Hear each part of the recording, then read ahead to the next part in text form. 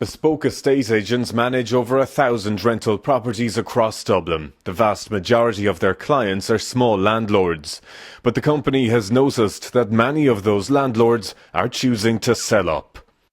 I think the regulations around rental property now are so stringent and the returns are so thin that many landlords are electing to take advantage of what is a buoyant seller's market.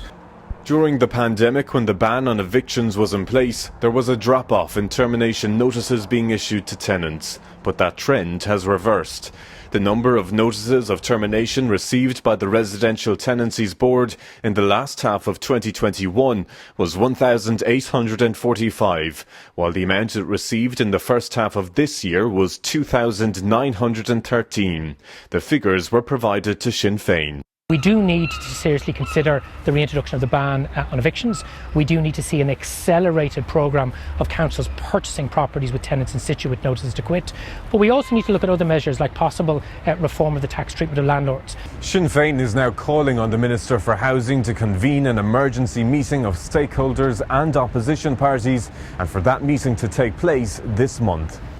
The Department of Housing said that 18,000 cost rental units will be delivered by 2030. A review of the tax treatment of smaller landlords is also underway by the Department of Finance. Meanwhile, homeless charities are concerned about the impact the rise in termination notices might have on homeless figures. Vacancy is the only real show that's left in town.